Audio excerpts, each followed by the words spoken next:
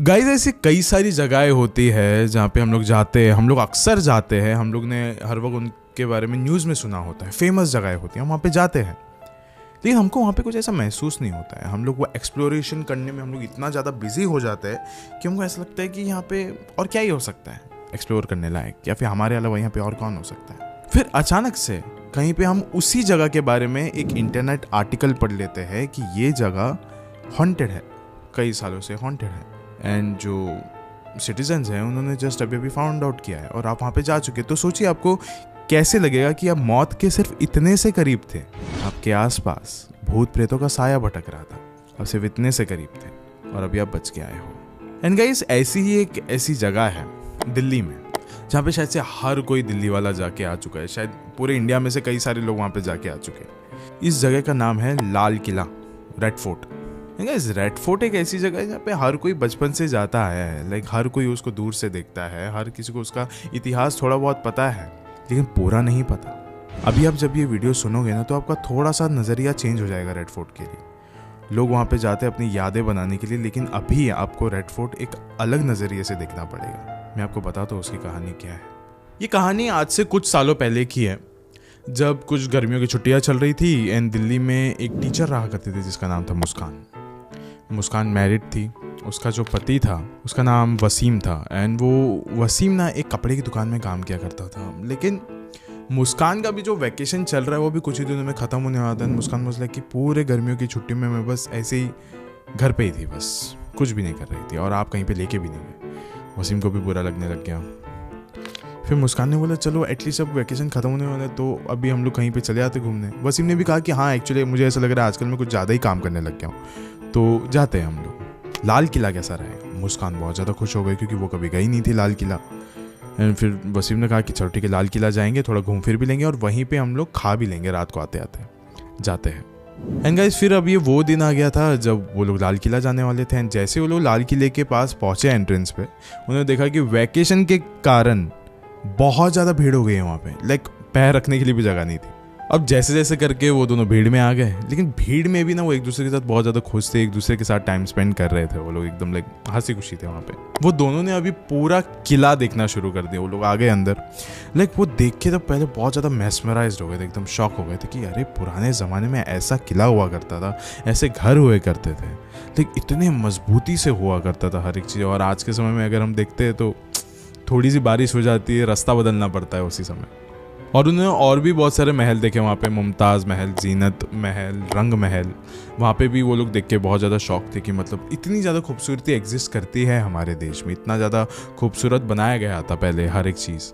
और मुस्कान ना अभी वो इतनी ज़्यादा खुश थी कि वो हर जगह पे फ़ोटोज़ क्लिक कर रही थी क्योंकि उसको ना बहुत ज़्यादा शौक था फ़ोटोज़ क्लिक करने का। लेकिन आज ऑल ऑफ अ सडन उसके फ़ोन में बैटरी इतनी नहीं थी और वो लेके नहीं आ सकी अपना फ़ोन, तो फिर वो अपने पति वसीम के फ़ोन से सारे फ़ोटोज़ वगैरह क्लिक कर रही थी। उसका पति भी फ़ोटोज़ क्लिक कर रहा था।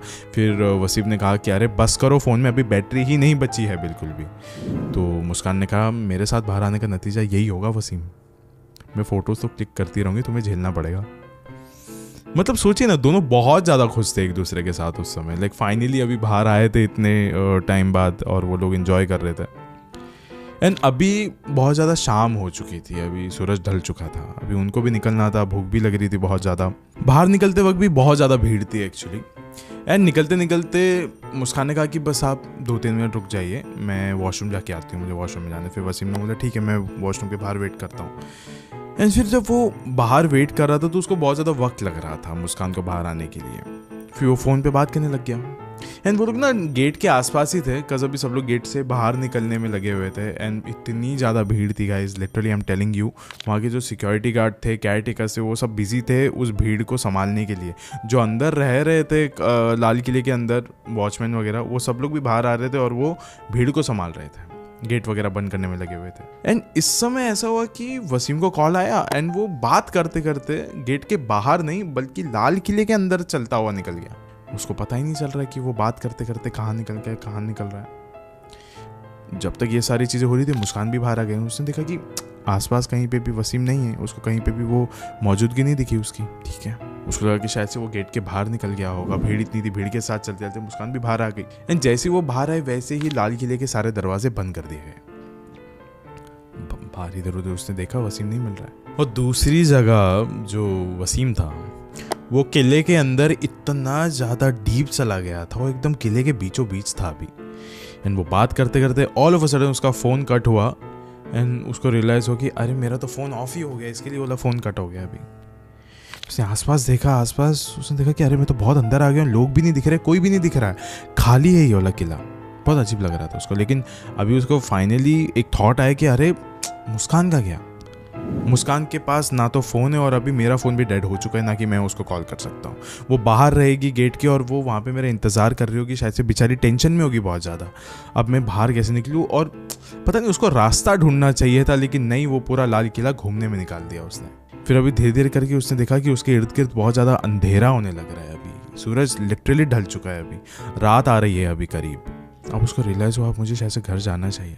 वो बाहर निकलने की कोशिश कर रहा था, लेकिन उसको रास्ता याद नहीं आ रहा था। लेकिन अचानक से उसको उसके थोड़े ही पास में से घुंघरूओं की आवाज़ आई।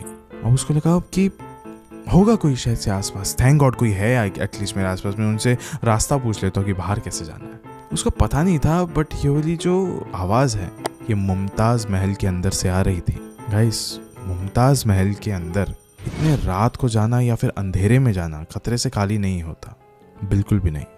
जैसे जैसे वसीम आगे बढ़ने लगा वो आवाज़ और ज़्यादा ज़ोरों से आने लग गई थी। फिर ना वो आखिर में आके मुमताज़ महल के एक पर्दे के सामने आके खड़ा हो गया, और ये पर्दा अगर वो हटाएगा तो उसको दिखेगा कि अंदर क्या है। अंदर से ऐसा लग रहा है कि औरतें बहुत ज़्यादा ज़ोर ज़ोर से हंस रही है। फिर उसने ना वो जो पर्दा था वो धीरे से हटाया बाजू में। हटाने के बाद देखा तो अंदर बहुत सारी औरतें बैठी हुई है, सब लोग हंस रही है, गा रही है, नाच रही है, एकदम बहुत खुशियों वाला मामला था अंदर। वो भी ज़्यादा एकदम खुश हो गया। उसने बोला अरे बहुत अच्छी बात है ये तो यार, कि मतलब इतने अंधेरे से मैं अभी यहाँ पे बढ़ रहा हूँ और अंधेरे से आने के बाद सीधा मुझे ये दिख रहा है यहाँ पे। वेरी गुड, अब मैं उनसे पूछ सकता हूँ कि मुझे कहाँ जाना है, कहाँ से मैं बाहर निकलूँ। वो उनके पास बढ़ने ही लग रहा था, तभी एक जो गमला था, फ्लावर पॉट, वो वसीम से टकरा के नीचे गिर गया। एक बहुत जोर की आवाज़ है एंड सारी औरतें चौकन्नी हो गई, सब खड़े हो गए, गाना वाना सब बंद, नाचना वाचना सब बंद, एंड सब ने उसके तरफ देखा। वसीम ने भी उनकी तरफ देखा और वो चौकन्ना हो गया, शॉक हो गया था एक्चुअली, देखा जाए तो चौंक गया, क्योंकि सारी औरतें बूढ़ी थी, सबके चेहरों पे झुर्रियाँ थी। सबसे अलग बात ये थी कि उसमें से एक भी औरत की आंखें नहीं थी, सब उसके तरफ बढ़ रहे थे। वसीम बहुत ही ज़्यादा डरा हुआ था, घबरा रहा था। फिर वो वहाँ से बाहर निकला और वो जैसे ही बाहर निकला वापस उसको घुंघरूओं की आवाज़ें आने लग गई। वसीम ने अभी सोच रखा था कि अभी मुझे यहाँ से बाहर निकलना ही है। उसने बोला अब मैं और यहाँ पे वेट नहीं कर सकता। हर एक दरवाजे पे वो जाके देखने लगा कि क्या ये वो रास्ता है जहाँ से मैं आया था। हर जगह पे वो अपना हाथ पैर मारे जा रहा था। फिर अचानक से उसको कुछ नज़दीक से ही एक इंसान के चिल्लाने की आवाज़ है, बहुत ज़ोर से चिल्लाने की आवाज़ है। ऐसा लग रहा था कि वो बस करीब में ही घायल हुआ है, जस्ट अभी अभी किसी ने उसको मारा हो या फिर बहुत ज़्यादा दर्द से चीखा हो नीचे, वैसी आवाज़ थी। एंड वो पहले ही बहुत ज़्यादा एकदम काँप चुका था। ही वाज लाइक कि मैं और नहीं झेल सकता, लेकिन हो सकता है कि मेरे आसपास ही कोई और इंसान भी हो जो मेरे जैसा ही अटका हो। फिर वो उसके बाद भागते हुए लाइक उस इंसान के पास गया जो चिल्ला रहा था। उसने देखा कि हाँ एक इंसान वाकई में वहाँ पे लेटा हुआ था वहाँ पे, घायल था बहुत बुरी तरीके से, खून निकल रहा था उसमें से। गया, झुका उसके पास, उससे पूछा कि क्या हुआ है तुमको। तो उसने बोला कि मुझे जल्दी से यहाँ से निकालो वरना वो लोग आके मुझे मार देंगे। एंड वसीम को ऐसा लग रहा था कि ये उन आत्माओं की बात कर रहा है जिससे अभी वसीम की मुलाकात हुई है। फिर वसीम ने फिर भी एक कंफर्मेशन के लिए पूछा कि कौन लोग। उसने बोला ये अंग्रेज सिपाहियों की बात कर रहा हूँ मैं, कई 100 साल पहले उन्होंने मेरी हत्या करी थी, मारा था उन्होंने मुझे, और अभी हर रात को वापस से आके वो मुझे उतना ही दर्द पहुंचाते हैं। प्लीज़ मुझे यहाँ से लेके चले जाओ। इतना ही बोलकर वो जो आदमी था वो वसीम के सामने खड़ा हुआ और जोर का उसने चिल्लाया, और चिल्लाते चिल्लाते वो वहाँ से निकल गया। वसीम को वाकई में यकीन नहीं हो रहा था कि ये सब कुछ क्या हो रहा है उसके साथ, और समझ नहीं आ रहा था उसको बेसिकली। फिर वो ना हार के एकदम बैठ गया। फिर उसके कंधे पर ना किसी ने तो हाथ रखा, वो एकदम और ज़्यादा घबरा गया, एकदम चिल्स आ गए उसको।